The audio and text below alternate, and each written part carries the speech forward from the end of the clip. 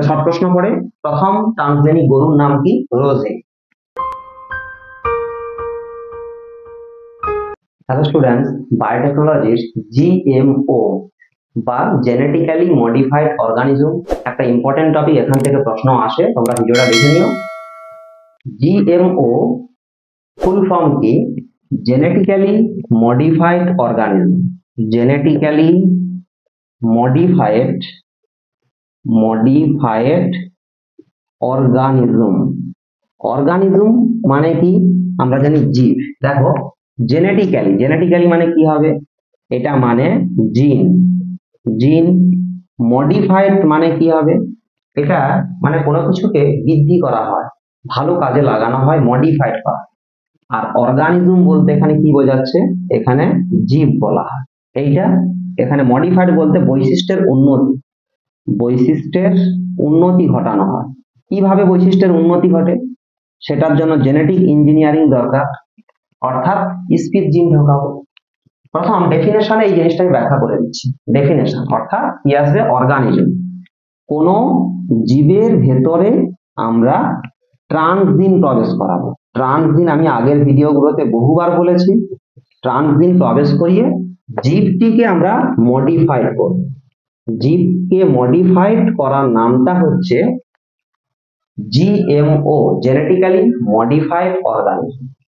এইটার অপর নাম ট্রান্সজেনিক অর্গানিজম। অর্থাৎ একটু বুঝে রাখো, ট্রান্সজেনিক অর্গানিজম যদি তোমাদের আসে প্রশ্নে, অর্থাৎ ট্রান্সজেনিক জীব এলেও একই উত্তর হবে, আর জিএমও এলেও একই উত্তর। প্রশ্ন আলাদা কিন্তু অ্যান্সার একই হবে, সেম হবে। অ্যান্সারটা কি? কোন জীবের মধ্যে ট্রান্সজেনেসিস বা জেনেটিক ইঞ্জিনিয়ারিং প্রক্রিয়ার কোন স্পিড বা ট্রান্সজিনকে আমরা প্রবেশ করিয়ে ওই জীবটির বৈশিষ্ট্যকে মডিফাইড করব, পরিবর্তন করব, যে জীব আমাদের জনমানুষে নানান কাজে আসবে। তখন এই যে প্রক্রিয়া, এই প্রক্রিয়াকে আমরা বলবো জেনেটিক্যালি মডিফাইড অর্গানিজম। স্টুডেন্ট, এখন আমরা এই অর্গানিজম গুলো কি কি একটু দেখে নাও। দেখো, অর্গানিজম বলতে, জীব বলতে আমরা উদ্ভিদকেও বোঝাই, প্রাণীকেও বোঝাই। তাহলে জিএমওর এক্সাম্পল কি? তাহলে একদিকে আমরা এনিম্যাল করে দিচ্ছি, একদিকে প্রাণী করে দিচ্ছি, আর একদিকে উদ্ভিদগুলো করে দিচ্ছি। দুজনই হবে। প্রাণীগুলো কি কি হতে পারে? এক নম্বর, ট্রান্সজেনিক র্যাট বা ট্রান্সজেনিক ইঁদুর। আমরা জানি প্রথম ট্রান্সজেনিক প্রাণী ট্রান্সজেনিক ইঁদুর। এগুলো নিয়ে আমি পরের ভিডিওতে রেখেছি, কিভাবে ট্রান্সজেনিক ইঁদুর তৈরি হচ্ছে, কিভাবে ট্রান্সজেনিক গরু তৈরি হয়, কি কাজে লাগে, কিভাবে ভেড়া তৈরি হয়, কিভাবে মাছ তৈরি হয়। পরের ভিডিওতে অ্যাপ্লিকেশন অফ অ্যানিমাল সেখানে পাবে।